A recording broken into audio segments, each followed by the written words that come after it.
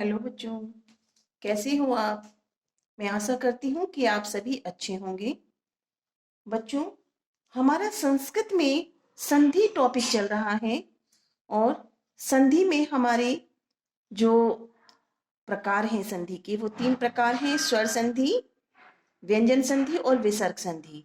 तो स्वर संधि के हमारे सारे प्रकार हो चुके हैं। अब हम व्यंजन संधि को कंप्लीट कर रहे हैं।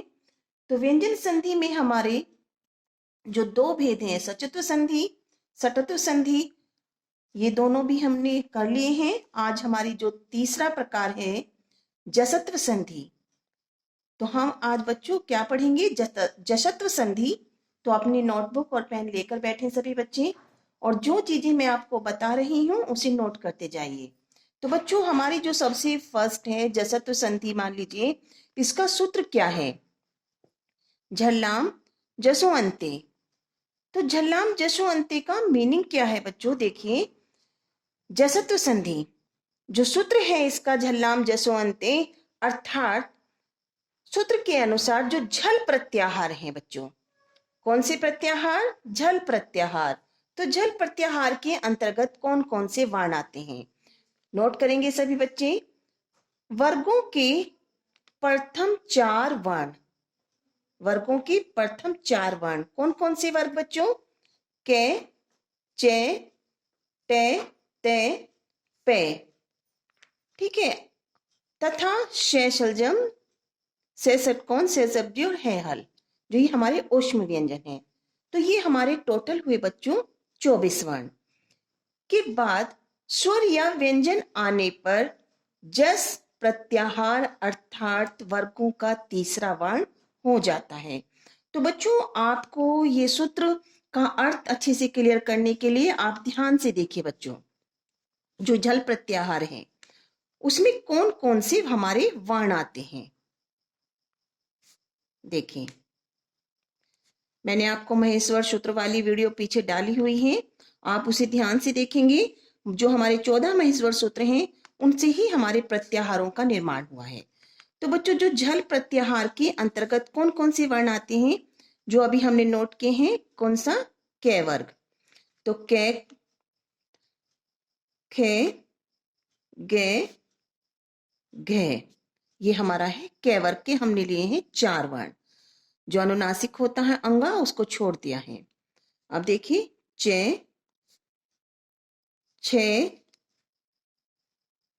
जे, झे, ठीक है, ये हमारा चे वर्ग के चार वर्ण लिए हैं। फिर है टे वर्ग, टे, ठे, डे, ढे। फिर बच्चों, ते वर्ग के लेंगे हम चारों वर्ण, ते, थे, दे और धे। फिर जो पांचवा वर्ग है हमारा पे वर्ग, देखिए पे वर्ग, इसकी चारों वर्ण लेंगे, पे, फे, बे और भे। ये कितने हुए बच्चों? हमारे पांच वर्ग हैं: कै वर्ग, चे वर्ग, टे वर्ग, ते वर्ग और पे वर्ग। तो पांचों 20। तो ये 20 और चार कौन कौन से हैं? से, शेषलजम, से सब्जी, से षटकोण और है हल, जो ये हमारे उसमें होते हैं चार। ये तो ये टोटल कितने हुए बच्चों? तो झल प्रत्याहार में बच्चों ये हमारे जो 20 वर्ण होते हैं ये झल प्रत्याहार के वर्ण हैं, ठीक, और ये चार वर्ण। तो ये टोटल हो गए हमारे 24 वर्ण। तो इनके बाद बच्चों क्या बताया है हमने? दिखाई दे रहा होगा टॉपिक्स। स्वर या व्यंजन के आने पर जस प्रत्याहार अर्थात वर्गों का तीसरा वर्ण हो जाता है। अब यहाँ पे आपको बेटे एक तो झल प्रत्याहार के वर्ण याद रखने हैं। ये सिंपल आपको याद हो गए होंगे कि जो हमारे पांच वर्ग होते हैं उनके प्रथम जो चार वर्ण है, पांचवे को छोड़ करके ये 20 वर्ण हमारे झल प्रत्याहार के अंतर्गत आते हैं। अब देखिए, जस प्रत्याहार में कौन कौन से वर्ण आते हैं? कौन सा है बच्चों? जस प्रत्याहार। तो जस प्रत्याहार में आता है बच्चों जो ये हमारा तीसरा वर्ण वर्ग होता है, यानी जो ये वर्ग हैं उनका तीसरा जो वर्ण होता है वो जस प्रत्याहार के वर्ण होते हैं। जय, ये बच्चों आपका जो महेश्वर सूत्र है 14 जबगढ़ 10, तो उसके वर्ण हैं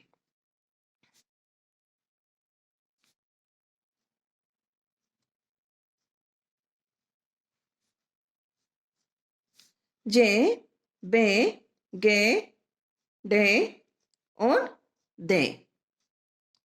ये किसके हैं बच्चों? हमारे जो 10वां प्रत्याहार है जबगढ़ 10 उसके।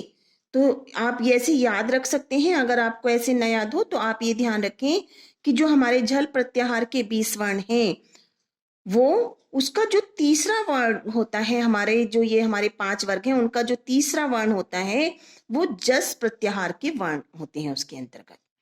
ठीक है, तो यहाँ पे सूत्र में क्या बताया है कि जल प्रत्याहारों यानी जो ये 20 वर्ण है और प्लस ये 4 वर्ण यानी इन 24 वर्णों के बाद कोई भी स्वर या व्यंजन के आने पर जस प्रत्याहार अर्थात वर्गों का तीसरा वर्ण हो जाता है। ये चीज आपको अच्छे से क्लियर हो गई होगी। अब आगे पढ़ते हैं बच्चों। इस संधि में मेन इंपॉर्टेंट बच्चों ये है कि इस संधि के प्रकार भी पूछे जाते हैं कि जसत्व संधि के कितने प्रकार हैं। तो बच्चों ध्यान से नोट करेंगे, जसत्व संधि के 2 भेद हैं। फर्स्ट है पदांत जसत्व और सेकंड है अपदांत जसत्व।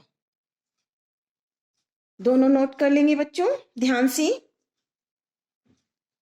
तो सबसे पहले हम पदांत जसत्व संधि को पढ़ेंगे। अब जो हमारी जसत्व संधि है उसके 2 प्रकार हैं, पदांत जसत्व और अपदांत जसत्व। तो अब देखिए बच्चों, पदांत जसत्व संधि को हम अच्छे से पढ़ेंगे। पदांत जसत्व संधि के अंतर्गत क्या है बच्चों? जब वर्ग के प्रथम 4 वर्णों के बाद, प्रथम 4 वर्ण कौन है बच्चों? झल प्रत्याहार के वर्ण यानी जो 20 वर्ण हमने अभी नोट किए हैं, कोई स्वर वर्गों का तृतीय या चतुर्थ वर्ण या रे, ये, रे, ले, वे जो हमारे अंत्यस्थ व्यंजन होते हैं में से कोई वर्ण आए, क्या है? कोई भी वर्ण आए तो पूर्व के वर्ण के स्थान पर उसी वर्ग का तृतीय वर्ण हो जाता है। ठीक है, तो अब देखिए किस प्रकार से। भाई जो ये हमारे चारों वर्गों के बाद ये जो हमारे 4 जो हमारे वर्ग हैं पर जो वर्ग के प्रथम 4 वर्ण हैं क ख ग, यही हमारे जो जल प्रत्याहार के वर्ण हैं 20। इनके बाद बच्चों कोई भी स्वर आए, वर्गों का तृतीय वर्ण आए या चतुर्थ वर्ण आए, या फिर जो हमारा है ये, रे, ले और वे जो हमारे अंत्यस्थ व्यंजन होते हैं ये आए। भाई झल प्रत्याहार के वर्णों के बाद या तो तृतीय वर्ण का या चतुर्थ वर्ग जो है ये अगर आते हैं, तृतीय या चतुर्थ वर्ण या ये लेवे में से कोई भी वर्ण आता है तो वो पूर्व के वर्ण के स्थान पर उसी वर्ग का तृतीय वर्ण हो जाता है। देखिए बच्चों कैसे दिखाई दे रहा होगा, जगत प्लस ई से है। ठीक है, जगत प्लस ई से है। अब बच्चों यहां पे देखेंगे आप ध्यान से, जगत तो ये क्या है हमारा? भाई प्रथम 4 वर्ण जो है ये, तो ये हमारा तय प्रथम वर्ण है जल प्रत्याहार का। ठीक, इसके बाद देखिए जगत प्लस ई से है।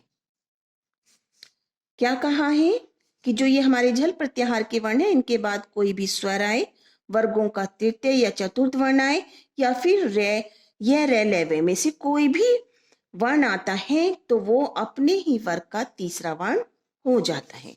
तो हमारा ये तय वर्ग है। तो तय, अब यहाँ पे जो ये तय है, अब इसको हम संधि कैसे करते हैं बच्चों? जो हमारा पहला शब्द है जगत, उसके हमने 2 वर्ण लिख लिए। अब बच्चों संधि किस में हो रही है? इस तय में प्लस ई में। ठीक, यहाँ ये ध्यान रखेंगे आप। तो जो ये तय वर्ग का है वो अपने ही वर्ग का तीसरा वर्ण हो जाएगा। तो ये क्या बन गया? दय। ये बड़ी ई है तो हम बड़ी की इस पे मात्रा लगा देंगे और ये शय हम यहाँ पे ऐसे का ऐसे लिखेंगे और विसर्ग लगा देंगे। तो बच्चों ये हमारा क्या बन गया? जगदीश है। सबको क्लियर हो गया होगा बच्चों? अब आगे बढ़ते हैं। देखिए बच्चों, दूसरा भी है हमारा वर्ड सत जमा गति। क्या है बच्चों? सत जमा गति है। तो इसे आप करके देख लीजिए किस प्रकार से करना है। सेम वही है, यहाँ पे भी हमारा तय था, यहाँ पे भी तय है। तो जो हमारा तय है उसके बाद क्या आया है? गे, यानी वर्ग का जो प्रथम वर्ग है कै वर्ग, उसका तृतीय वर्ण आया है। ठीक, तो वो अपने ही वर्ग का क्या होगा बच्चों? कौन? तय। अपने ही वर्ग का तृतीय वर्ण हो जाएगा। तो किस प्रकार से होगा यहाँ पे देख लीजिए। सत प्लस गति, ये हमारा वर्ड है। तो जो ये तय है तो वो अपने वर्ग का तीसरा वर्ण हो जाएगा। तो इसमें से हमने लिया से, फिर हमने लिखा दे। अब बच्चों हम यहाँ ध्यान ये रखेंगे क्योंकि जो ये तय है इसमें हमारा हलंत लगा हुआ है, तो यानी जो हमारा ये तय होगा अपने वर्ग का तीसरा वर्ण होगा, हम उसमें भी हलंत लगाएंगे। ठीक है, हलंत का मतलब होता है वो आधा वर्ण है। तो यहाँ पे उसके बाद कोई स्वर नहीं है कि हम उस पर मात्रा लगाएंगे। जो हमारा व्यंजन लिखा हुआ है उसको हम ऐसे ही लिखते हैं। तो ये हमारा बन गया सदगति। ठीक है, देखिए बच्चों, क्लियर हो गया आपको? अब देखिए बच्चों, हमारा तीसरा वर्ड है वाक प्लस ई से है। क्या है बच्चों? वाक प्लस ई से है। अब इनमें संधि होनी है बच्चों। देखिए, वाक कै जो है वो कौन है? कै वर्ग का प्रथम वर्ण है। उसके बाद क्या है? बड़ी। ठीक है, कोई स्वर आ गया है तो कै जो है अपने ही वर्ग का क्या होगा? तीसरा वर्ण हो जाएगा, जस प्रत्याहार। ठीक है, अब हम इस करते हैं, कैसे करेंगे? वा लिखा, गे लिखेंगे, क्योंकि अब हम इस पे बच्चों हम इसे आधा नहीं लिखेंगे, क्योंकि हम आधा कब लिखते हैं? जिसमें हलंत होता है, लेकिन इसके बाद स्वर आ रहा है तो हम ये पूर्ण वर्ण हो जाएगा और इस पे हम बड़ी की मात्रा लगा के शय लिख देंगे, क्योंकि यहाँ पे लिखा हुआ है, और उसमें विसर्ग लगा देंगे। तो क्या बन गया बच्चों? हमारा वागी से है। देख लीजिए, वाक प्लस ई से है, तो क्या बना बच्चों? हमारा वागी से है। अब देखिए बच्चों, उत प्लस गम, तो तय वाला आप बिल्कुल सेम वैसे ही करेंगे जैसे जगत है और सत वाला हमने किया है, ऊपर वाले दोनों वर्ण। कैसे? तय जो है वो अपने वर्ग का तृतीय वर्ण हो जाएगा, यानी दय हो जाएगा, क्योंकि उसके बाद हमारा कोई स्वर नहीं है, व्यंजन है, इसलिए हम दय में हलंत लगाएंगे। तो ये हमारा हो गया बच्चों उदगम। समझ में आ रहा है बच्चों सबको? क्लियर? ठीक है, कोई दिक्कत नहीं आनी चाहिए, बिल्कुल एक एक वर्ण को मैं अच्छे से समझा रही हूं। अब देखिए बच्चों, आगे जो है हमारा वर्ड है अच प्लस अंत है। हम यहां देखते हैं इसको करके। अब अच प्लस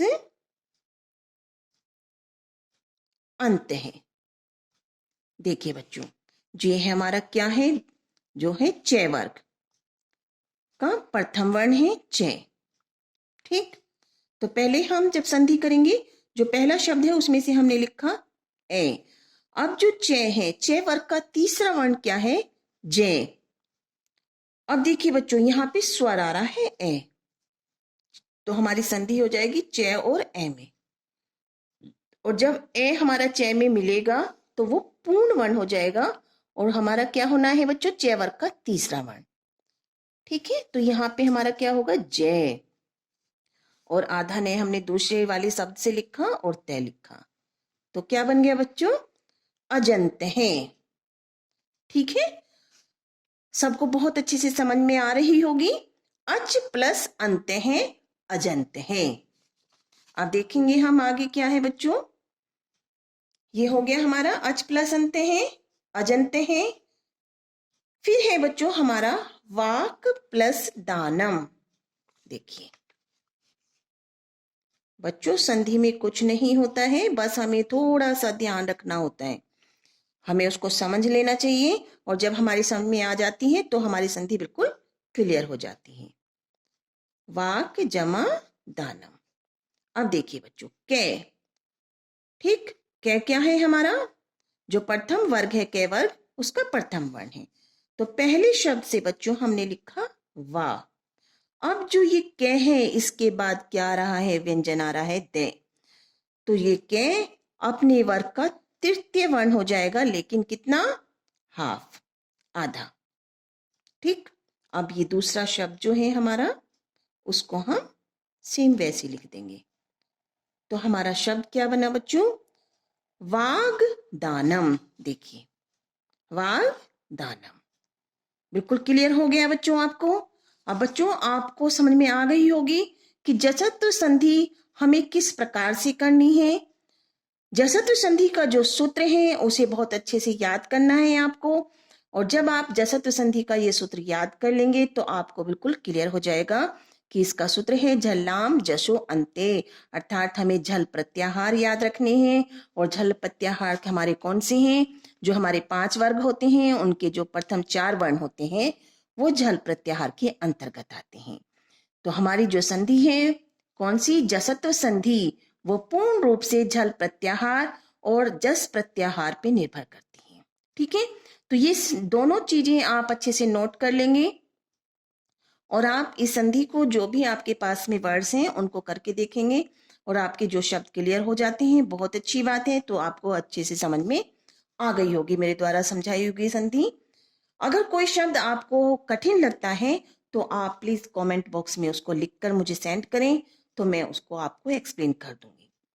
ठीक है बच्चों, तो मैं आशा करती हूँ कि आप सभी को मेरे द्वारा समझाई हुई ये संधि बहुत अच्छे से समझ में आ गई होगी।